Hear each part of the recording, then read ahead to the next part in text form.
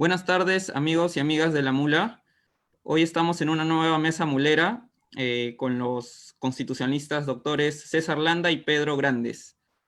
Hoy día nos toca tratar el tema sobre los últimos dictámenes de la Comisión de Constitución que encabeza el congresista de Alianza para el Progreso, Omar Chejade.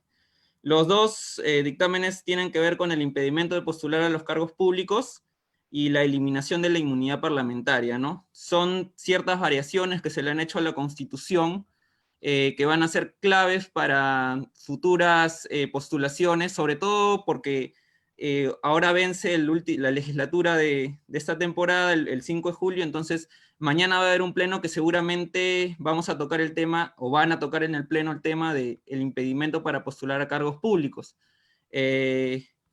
A ver, vamos iniciando esto con este tema, porque como es el más, digamos, el que se va a revisar más pronto, porque por lo que hemos visto hoy día, al menos, el de eliminación de inmunidad parlamentaria podría tardarse un poco más. Entonces vamos a contar un poco más o menos lo que ha ocurrido con, con el dictamen de impedimento para postular a cargos públicos, ¿no? Este prohíbe que postulen personas con sentencias condenatorias, autores o cómplices por delitos dolosos emitidos en primera instancia, cuya pena efectiva o suspendida sea mayor a 4 años. La ley incorpora el artículo 34A y 39A en la Constitución. Empezamos con usted, doctor Landa, buenas tardes. Si nos puede más o menos introducir a esta incorporación de estos dos artículos, por favor.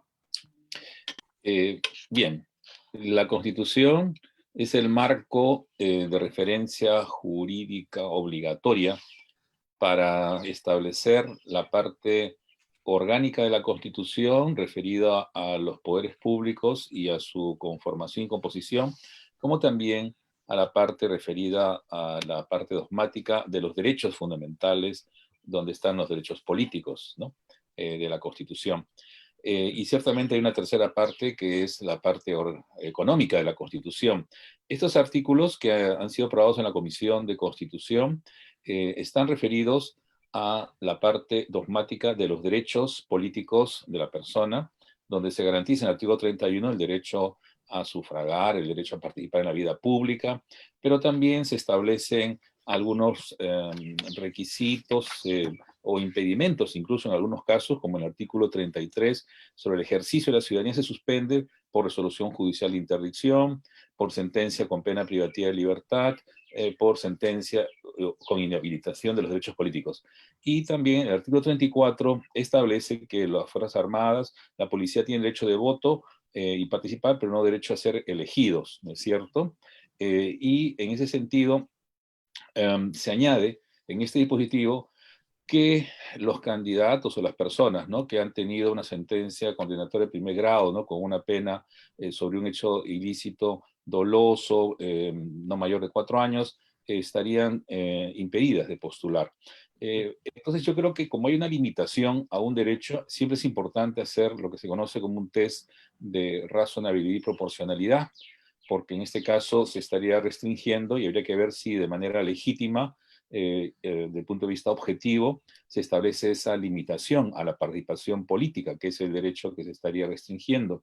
Y hay países que así lo han hecho, ¿no? En México o algunos países de Europa del Este, por cuanto muchas veces hay circunstancias nacionales en cada país que hace que los cargos públicos, cuando se llegan a él, puedan ser utilizados para fines particulares. Por ejemplo, en el caso peruano, hemos tenido congresistas, general Donaire o Benicio Ríos, que siendo investigados con sentencia condenatoria de primer grado, se presentan a las elecciones y logran adquirir la inmunidad parlamentaria que impide entonces que sean procesados, o en este caso detenidos, y hacen mal uso, ¿no?, de la inmunidad parlamentaria para poder evadir la justicia, ¿no?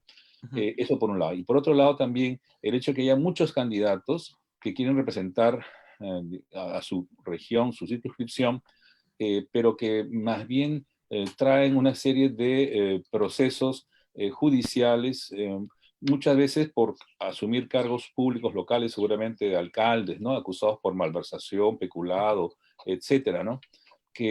o también ha habido casos de autoridades con procesos, delitos por no asistir familiarmente, ¿no? Pagar una pensión de alimentos, ¿no? U otro tipo de hecho. Entonces, yo creo que desde el punto de vista de un test de proporcionalidad es legítimo y objetivo, dada la crisis de representatividad a través de los partidos o de los candidatos, que exista un estándar que sea alto, ¿no? Para que no se cuelen por ahí representantes que no garanticen precisamente la idoneidad en el cargo, ¿no?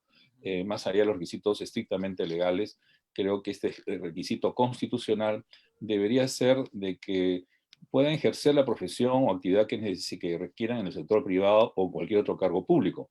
Pero este cargo de más alta representación que para todos los peruanos me parecería que tiene un objetivo legítimo, tanto en preservar de personajes corruptos, candidatear, ¿no? Y asumir cargos públicos, como también evitar, ¿no? Que puedan eludir la acción de la justicia o distorsionarla o ralentizarla con ello, ¿no?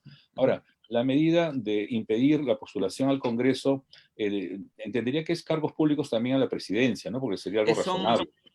Claro, sí son cargos públicos y cargos de confianza. Correcto. Entonces, Cargos de confianza. querer ser candidato al Tribunal Constitucional o a la Así es. presidencia, ¿no? O Así otros es. cargos, altos cargos a nivel de elección o designación, me parece que una ley que las precise, ¿no? En su Claro. desarrollo, es una medida que es, digamos, homologable para que no haya una discriminación solamente para ser parlamentario y no para otros cargos, ¿no? Y en ese sentido, que si pudieran haber medidas menos gravosas, como por ejemplo esperar una sentencia condenatoria, decíamos que se ha visto cómo precisamente ha habido pues mal uso, ¿no? De personas que teniendo sentencia, pero antes han estado con una sentencia todavía no firme, han evadido la responsabilidad. Por eso es una afectación intermedia, diría yo, al derecho a participar, pero no se le impide participar en cualquier otro cargo que no sea de elección, ¿no? O de alta Claro. magistratura, y desde ya la vida privada, ¿no? No el ciudadano. Y en última instancia, si es estrictamente proporcional, claro, esta sería una medida constitucional, no es transitoria, ¿no? Tampoco es precisamente en el sentido, bueno, que afecta el contenido esencial del derecho a participar, reitero que no tiene una afectación universal, ¿no? Para cualquier cargo público, sino para estos de alta jerarquía, y entendería que hay pues elementos plausibles, ¿no? De acreditación de que ha habido un mal uso, no solamente en el Perú, también en otros países, ¿no? Recordemos que en Colombia, el narcotraficante más grande de Colombia, del mundo, ¿no? Este personaje, ¿no? Estuvo de senador, voy a recordar el nombre, ¿no? Escobar, ¿no? Escobar, Concretamente. Pablo Escobar. Y no solamente él, otros más, ¿no? De modo tal de que es peligroso que desde el poder, en esta práctica que ha habido en los últimos años por la degradación de los partidos, lleguen al cargo público personajes que no tienen una sentencia firme, a veces dada por la demora del Poder Judicial o la debilidad o la corrupción del Poder Judicial, se aprovechan el cargo político. Por eso creo yo que, en términos generales, si aplicamos un estándar, ¿no? De proporcionalidad, creo que pasaría, ¿no? Los estándares, cuando menos no sería inconstitucional, ¿no? Ok. Es mi primera aproximación. Doctor, ok, gracias, doctor Landa. Doctor Pedro Grandes, para usted, la incorporación de estos artículos 34A y 39A a la Constitución nos garantizaría no tener nuevamente, por ejemplo, como comentaba el doctor Landa, un Benicio Ríos o un Edwin Donaire en el Congreso. Buenas tardes. Muchas Buenas gracias tardes. por la oportunidad y además saludo al profesor César Landa el poder compartir con él este diálogo. A ver, las reformas legales, sabemos bien, no nos garantizan que personajes iguales o peores nos puedan de nuevo aparecer en la vida pública, ¿no? Pero creo que son medidas mínimas que la ciudadanía estaba exigiendo a la luz de lo que hemos vivido en los últimos años, ¿no? Y yo coincido plenamente con lo que acaba de manifestar el profesor Landa, ¿no? Yo diría, viéndolo desde otra perspectiva, es como una suerte de exigencia de la ciudadanía a favor de un derecho de la ciudadanía frente a este tipo de delitos, de que se ejecute inmediatamente las sentencias de primera instancia, ¿no? La ejecución inmediata de las sentencias existe también en otros espacios, ¿no? Por ejemplo, las personas que logran una sentencia favorable de alimentos, por ejemplo, tienen el derecho a que se ejecute inmediatamente al margen de que esté en trámite una apelación o una impugnación de esa decisión de primera instancia, ¿no? Yo diría que eso es parecido, hay buenas razones para que se confíe. Además, esta es una institución que se sustenta en la confianza también a las instituciones del sistema de la justicia, ¿no? Es una actuación previa, una sentencia condenatoria de primera instancia supone la actuación del Ministerio Público, la actuación deliberada y un debate ante un juzgado, ante un órgano del sistema de justicia en primera instancia, y en consecuencia es una ponderación en el que hay que tomar en cuenta la actuación de estas instituciones también, y se trata de defender el principio de confianza de la ciudadanía en las instituciones de la democracia, ¿no? Doctor Landa, la primera versión de este predictamen no incluía el delito de corrupción, únicamente incluía 4 delitos: terrorismo, apología al terrorismo, tráfico ilícito de drogas y violación a la libertad sexual. Esto le generó un montón de cuestionamientos a tanto al presidente como al grupo en general, el presidente de la comisión, que es el congresista Omar Chejade, porque ellos no estaban incluyendo este delito. Entonces, me parece que hubo ahí una situación que fue cuestionable incluso por el presidente de la República en su último mensaje a la nación, ¿no? En el que levanta la cuarentena, ¿no? Entonces, es importante incluir este delito en el texto, doctor Landa. Yo diría que la Constitución ha incorporado delitos, ¿no? Con lo cual hay delitos constitucionales y delitos legales, ¿no? Y la Constitución tiene, evidentemente, por su configuración, por el poder constituyente, una superioridad material y formal sobre los delitos que establece el legislador, ¿no? Con su poder constituido a través del Código Penal, ¿no? En ese sentido, los delitos constitucionales son precisamente terrorismo, narcotráfico, bueno, traición a la patria, corrupción, ¿no? Con lo cual era un tema creo que obligado, ¿no? Y ciertamente que hay otro tipo de delitos de gravedad, ¿no? Que la configuración legal del legislador penal ha incorporado, como delitos sexuales u otro tipo de delitos que agravien a la sociedad y al Estado, ¿no? Pero la formulación entonces de sentencia condenatoria de primer grado de delito doloso con una pronunción y pena de 4 años es más amplio, es cierto, ¿no? Pero yo creo que es razonable también en la medida que un delito de homicidio culposo, por ejemplo, ¿no? Accidente de tránsito, donde de pronto una persona ebria se cruza en el camino y termina el chofer, ¿no?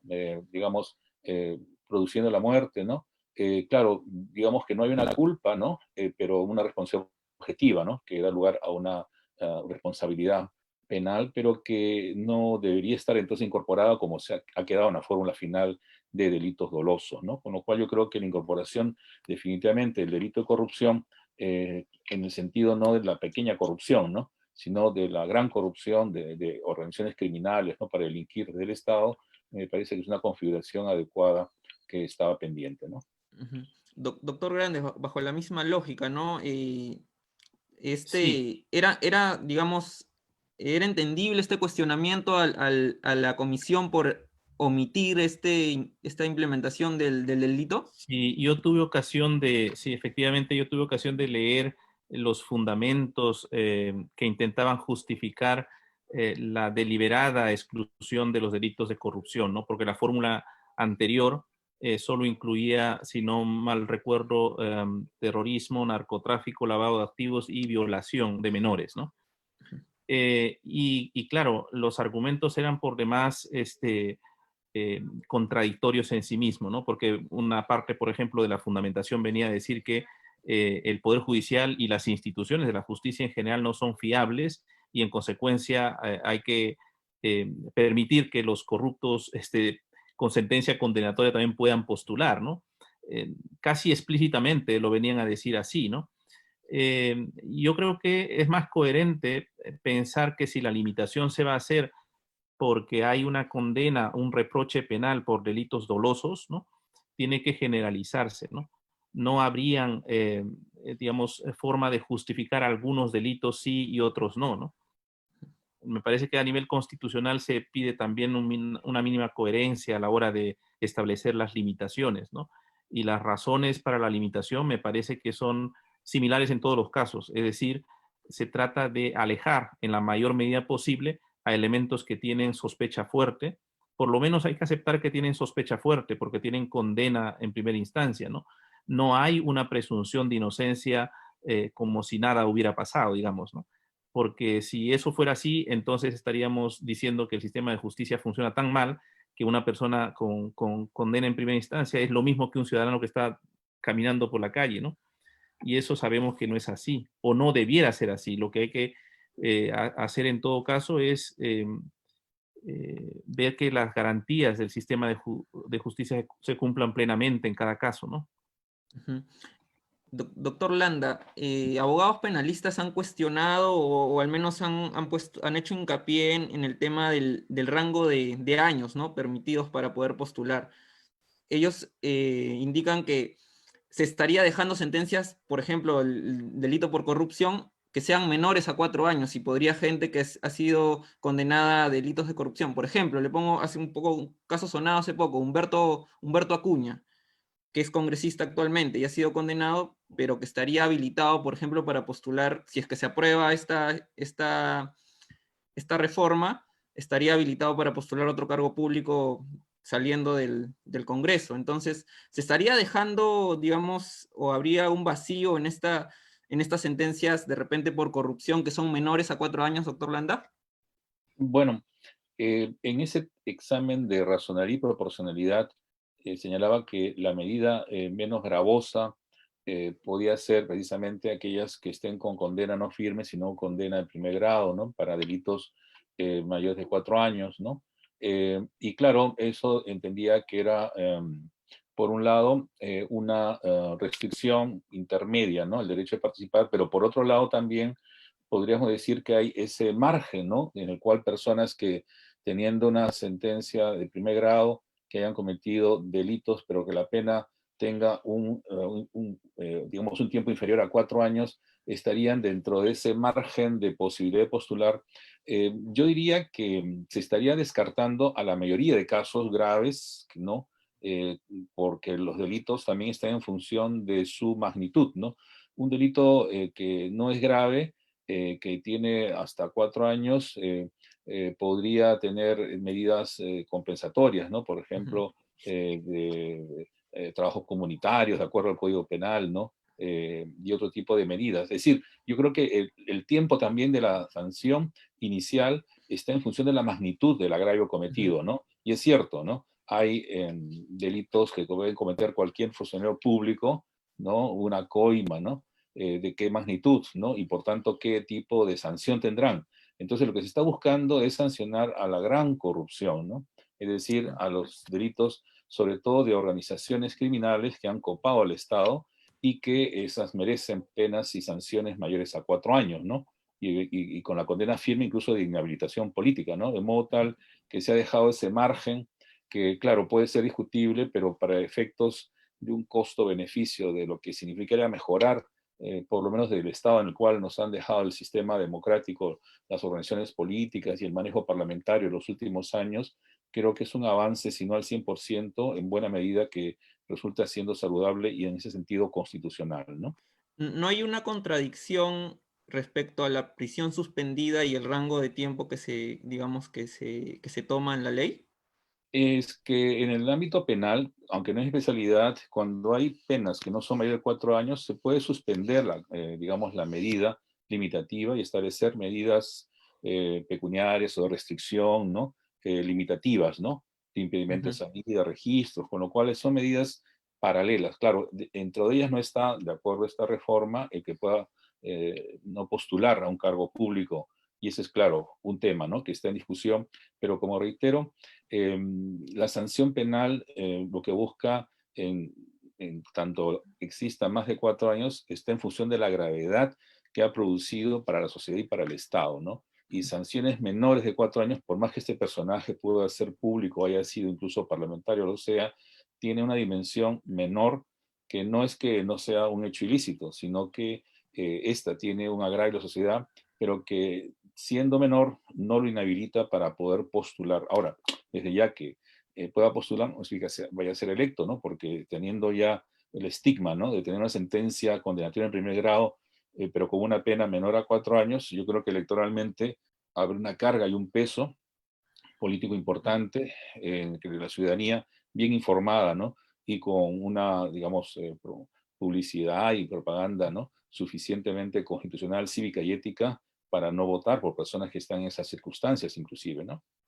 Doctor Grandes, ¿usted considera que se le abre la ventana o la puerta a los sentenciados por corrupción con penas menores a 4 años?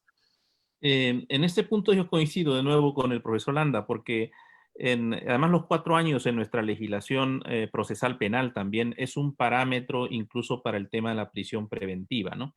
O sea, no, yo creo que en los procesos de reforma constitucional, además, eh, es bueno no pensar en casos particulares, ¿no? Sino más bien en función de ese test en abstracto que se está haciendo de proporcionalidad, ver cuáles son las razones para impedir a estas personas postular, ¿no? Como es una restricción constitucional, entonces esa restricción constitucional tiene que aplicarse con parámetros también. Los 4 años me parece que no son arbitrarios, ¿no? Ujú. La mayoría de los delitos, por su gravedad, tienen penas por encima de 4 años y los jueces normalmente reducen por debajo, precisamente analizando la no lesividad de bienes jurídicos de mucha relevancia, ¿no? Ujú, ujú. Entonces, me parece que 4 años es un parámetro razonable en el marco de la legislación peruana, ¿no? Claro. Más o menos hemos tenido las ideas claras sobre lo que puede ser o lo que puede ser la aceptación del impedimento para postular a los cargos públicos, ¿no? Que posiblemente se vote mañana en el Pleno. Este dictamen posiblemente se apruebe, ¿no? Porque hay una necesidad de que pueda ser aplicado para las elecciones del 2021, ¿no? Del próximo año. Lo que sí no estamos a la expectativa es la eliminación de la inmunidad parlamentaria. Hasta ayer parecía que se iba a incluir en el pleno de mañana, pero hoy día parece que hay bancadas que se han tirado para atrás, ¿no? Este texto modifica el artículo 93 de la Constitución. eh, Solo quedaría establecido que los legisladores no son responsables de la autoridad ni órgano jurisdiccional alguno por las opiniones o votos que emitan los ejercicios de sus funciones, ¿no? Eh, lo que crea este dictamen es que los congresistas puedan ser juzgados en una Corte Suprema, ¿no? Este ha sido el punto más importante del dictamen. Doctor Landa, ¿qué usted considera, digamos, que es favorable de que un congresista sea juzgado en una Corte Suprema?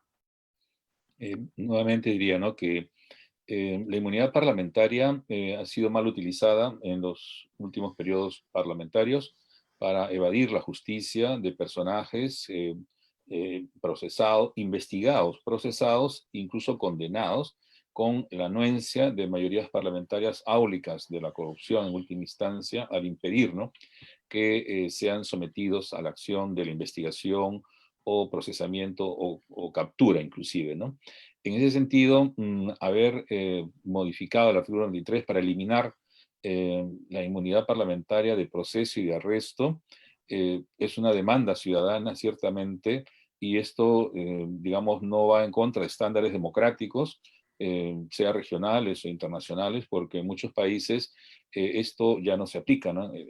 Precisamente le decía el caso de Colombia, donde no solamente ese narcotraficante famoso, ¿no?, sino otros más, ¿no?, llegaron a generar lo que se llamó el narcoestado en la época del presidente Barco, incluso impidiendo la extradición a los Estados Unidos, que estaba consagrada en la Constitución por ellos, llevó pues a que se eliminara la inmunidad parlamentaria y como en el Perú sea el Poder Judicial, la Corte de Casación, ¿no?, en su caso, en este caso nuestra la Corte Suprema, quien se encargaría directamente de la investigación. Ahora, ello no resulta un privilegio porque pueden expedirse leyes especiales porque así lo exige la naturaleza de las cosas, pero no por la diferencia de las personas. Porque también hay que recordar que en el artículo 99 y 100, cuando hay un proceso de acusación constitucional, o de antejuicio político que termina habilitando, ¿no?, a haber formación de causa para que el Ministerio Público acuse. De acuerdo al artículo 100, se hace directamente ante la Suprema Corte, quien opera como primera y segunda instancia en una sala y en otra sala, de modo tal de que hay una homologación del proceso el judicial, claro está, ¿no?, por un delito por parte de un parlamentario sobre hechos que ha cometido durante el ejercicio de su función, ¿no? De modo tal de que sería, digamos, acorde con lo que dispone la Constitución y con ciertos estándares también a nivel y comparado, ¿no? Ujú.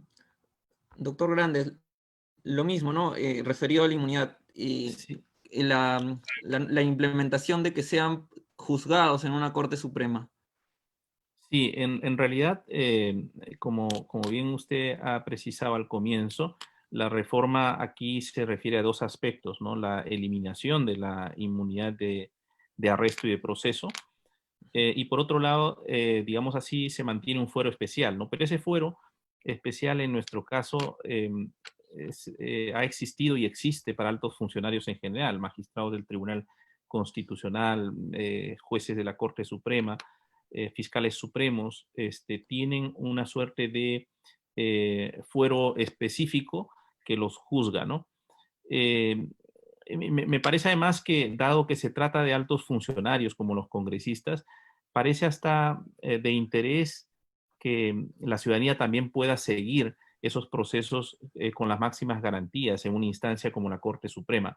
Yo no lo A, veo en ese sentido. a pesar de eh, que, disculpe, a pesar de que sean delitos comunes, claro, claro, muchos de los casos. es que el fuero especial, lo que juzga en los altos funcionarios también, pocas veces son delitos de función, ¿no? En Ujú, realidad, el concepto de delito de función en el caso de un congresista se restringiría a cuestiones muy, muy específicas, ¿no? Y además, ujú. la inmunidad respecto de sus opiniones o de sus votos, esa me parece que es necesaria incluso en los países que han eliminado, como Colombia, por ejemplo, la inmunidad respecto de opiniones o de opiniones de los congresistas se mantiene, ¿no? Ujú. De manera que a mí me parece que en ese punto lo que habría que ver es cuál es el desarrollo legislativo de esa jurisdicción especial, vamos a llamarlo así, que se desarrollaría a nivel de la Corte Suprema, ¿no? Claro. Doctor Landa, para especificar un poco el tema del fuero llamado privilegiado, entre comillas, esto, que ellos sean juzgados bajo delitos comunes, la Comisión de Delitos Comunes, es algo que ellos no tenían previamente, o sea, lo han incorporado. ¿Eso está dentro del marco legal, digamos, del marco constitucional? Eh, el privilegio de la inmunidad estaba referido, ¿no?, a la comisión de delitos, delitos de función, pero también incorporar delitos comunes, eh, ciertamente, ¿no?, que si son cometidos durante el ejercicio de su función, les está otorgando un mismo estatus, ¿no? Y es que a veces lo accesorio sigue la suerte de lo principal, ¿no?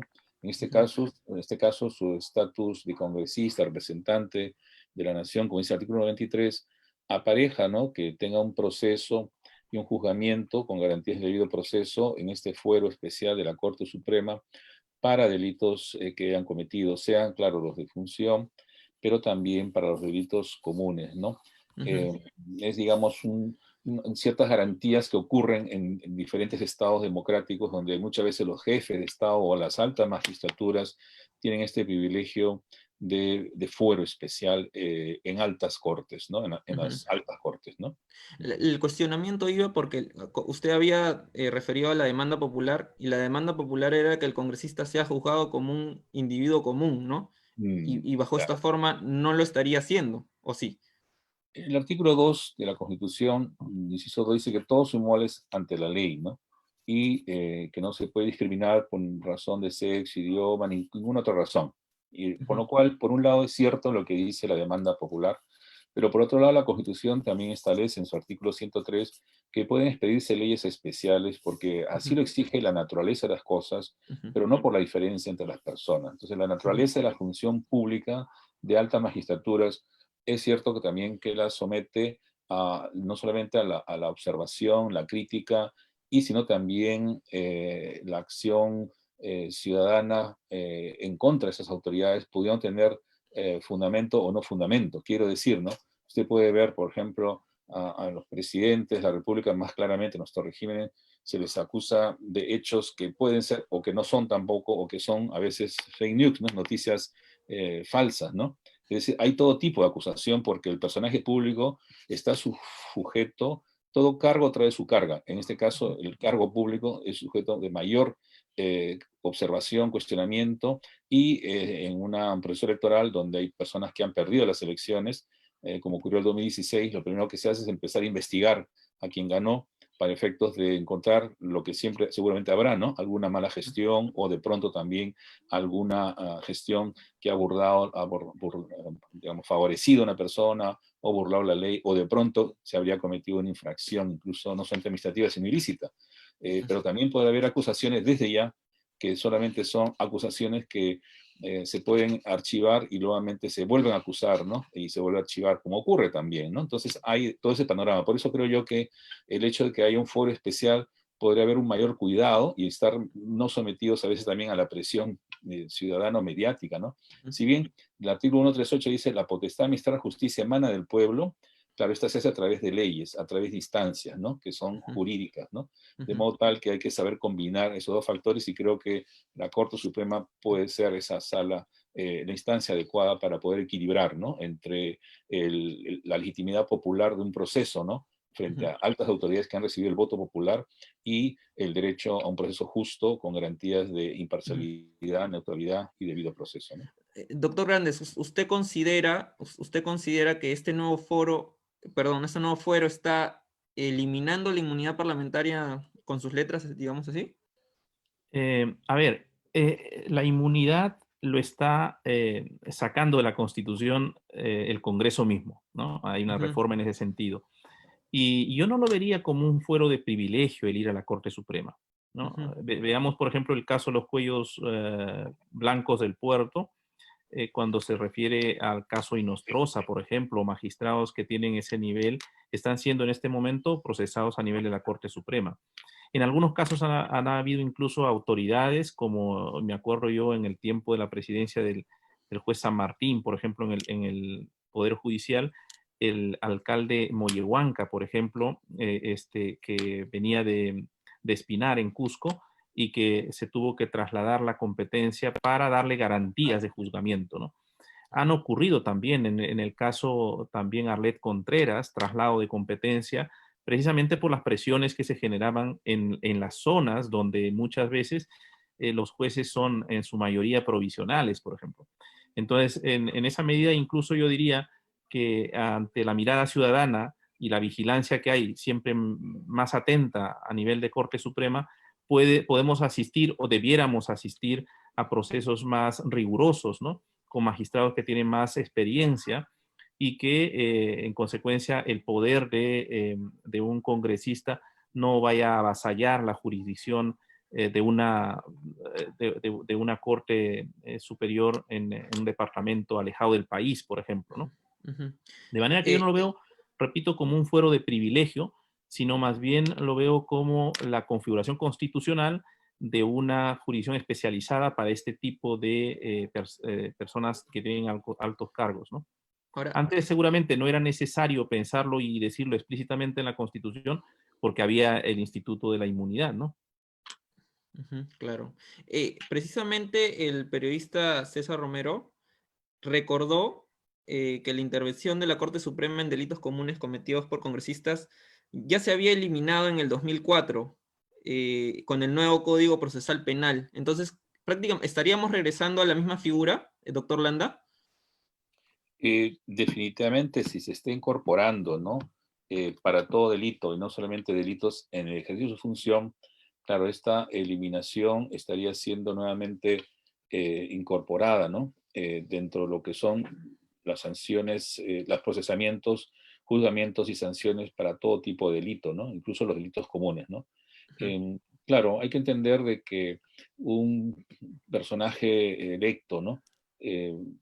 Claro, tiene una vida también previa, ¿no? Que es una vida privada en la cual puede llevar a cabo acciones comerciales o personales, de cual genere, ¿no?, una serie de procesos que incluso pueda ser condenado, ¿no? Sea en la vía civil, pero en este caso, claro, hablando de la vía penal, por de pronto una denuncia de estafa o en fin, otros hechos, ¿no?, de la vida comercial, ¿no?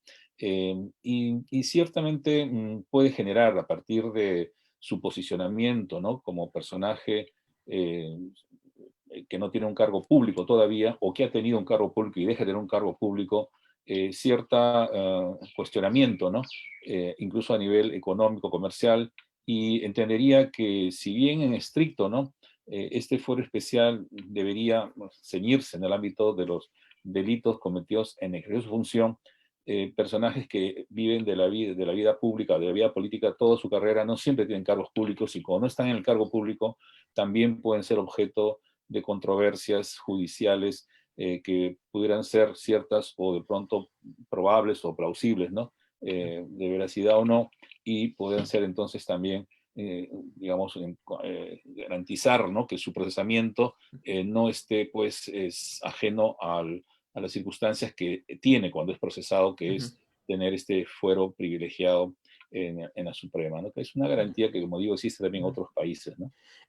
La última para cerrar con los dos, doctor Pedro Grandes.